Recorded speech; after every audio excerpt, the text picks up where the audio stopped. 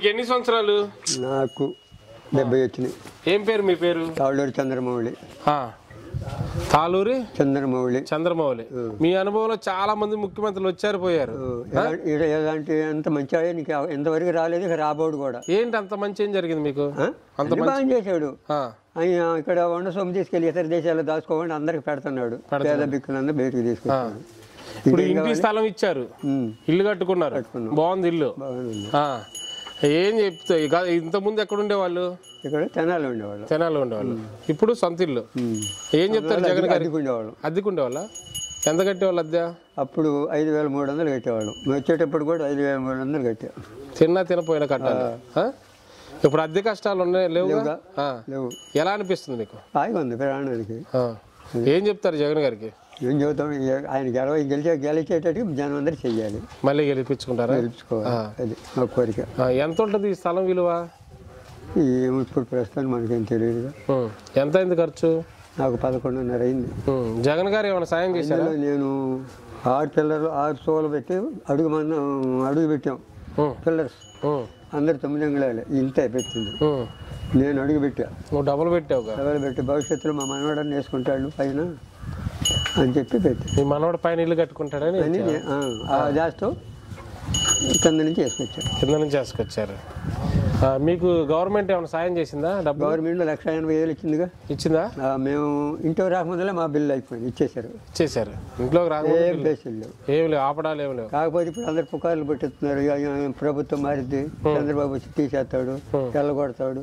ఏంది ఆ మాటలు? ఆడు వచ్చేది లేదు, సచ్చేది లేదు. మరి ఇంటి స్థలం, సెంటు స్థలం దేనికి చనిపోయింది? శ్మశాన సమాధికి కూడా సరిపోతుంది టీడీపీ వాళ్ళు అంటున్నారు. వాళ్ళు అది కూడా ఇలేదుగా. ఇచ్చిన మీద ఆడవటం ఎందుకు? ఇప్పుడు ఇచ్చిన వాళ్ళ మీద ఆడవటం ఎందుకు స్వామి? వాళ్ళు అది కూడా ఇలేదుగా. ఆ సెంటు సోమదాలు కట్టుకోవడానికి, శ్మశానాలు పూర్తి చేయడానికి చాలు, అది ఇది మాట ఏంది? వాళ్ళు అది కూడా ఇవ్వాలి. ఇంకేం కావాలి? మరి వాళ్ళకి ఏం చెప్తారు? ఇల్లు సరిపోతుందా మీకు? ఎవరికి? మాకు బ్రహ్మాండం సరిపోతుంది. మీ ఇద్దరము. ఎప్పుడు నాకు ఒక అమ్మాయి కొల్లూరు ఇచ్చాము. ఎప్పుడైనా పిల్లలతో రోజు 2 రోజులు ఉంటారు, వెళ్ళిపోతే సరిపోయింది. పైన కూడా ఇల్లు వేసుకోవచ్చు. బాగా ఉంది. ఫైనల్ గా ఏంటి, మళ్ళీ జగన్ గారు గెలుస్తారంటారా? గ్యారెంటీ గెలుస్తాడు, నో డౌట్. వాళ్ళ 175 కాదు, 2 కూడా 175 గెలుస్తాడు. కాకపోతే 1-2 ఏదైనా పోతే చెప్పలేము.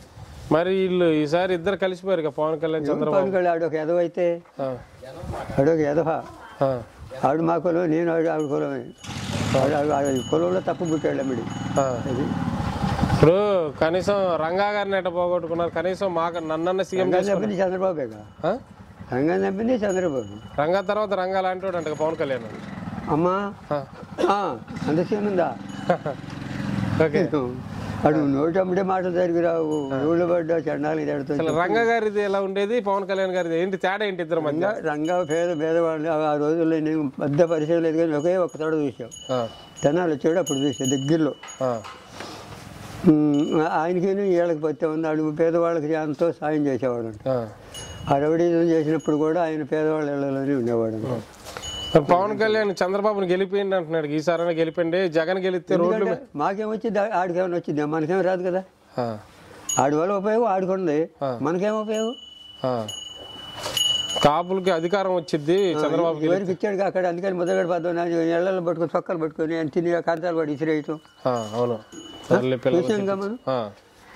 అయినా కానీ పవన్ కళ్యాణ్ ఎందుకు ఆయనతో తిరుగుతాడు?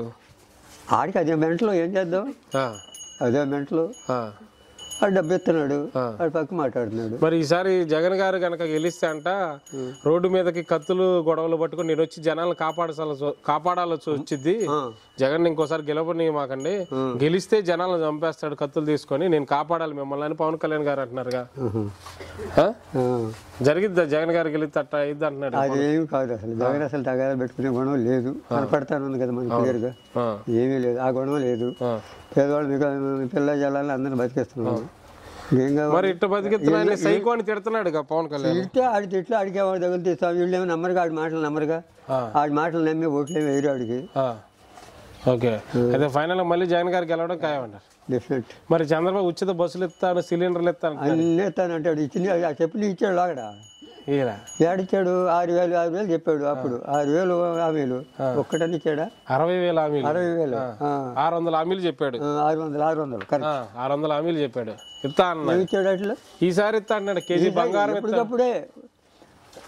ఎప్పటికప్పుడే ఏ సంవత్సరం కాదు సంవత్సరం కోసం మార్పులు పేదల్ని లక్షాధికారి చేస్తా అంటున్నాడుగా పేదల్ని లక్షాధికారి చేస్తా కోటీసులు కూడా చేయొచ్చు ఆడు అయ్యాడు కోటీసుడు దోసుకొని అయితే మళ్ళీ జగన్ గారి జెండా ఎక్కడం ఖాయమంట డెఫినెట్ గా అండి అదేం నో డౌట్ అనుమానం లేదు ఓకే ఏదో అనుకుంటారు జనం అవును మరి ఇది వ్యతిరేకత వచ్చింది అరెస్ట్ అయ్యాలకి చంద్రబాబు గారి మీద సానుభూతి వచ్చింది అమ్మా సానుభూతి వస్తే అసలు వీడు అసలు ఊరుకునేవాడు ఈ పాటికే అసలు అబ్బో టపా కాలపడే కాలపడే మొదలు పెట్టేవాడు మన హైదరాబాద్లో అంబేద్కర్ రాగానే సంకలు కొట్టుకున్నారు శాశ్వతం అయిపోయాడు మళ్ళీ పోతే కరెక్టే మళ్ళీ పోతే కరెక్టే జరిగింది అది ఎలకాలి ఇటేమో ఉండడే ఎలక్షన్కైనా లాగుతారు మరి యువగాల వల్ల నారా లోకేష్ గారికి మెచ్యూరిటీ పెరిగింది బాగా డెవలప్ అయ్యాడు అంటే పిచ్చి మాట్లాడుతాను మెచ్యూరిటీ ఆడు మాట్లాడితే ఆడికి తెలిసావదు ఇంకేంది ఆడు మాట్లాడేది ఆడు నన్ను చూసాం అక్కడ శ్రీకాకుళంలో అక్కడ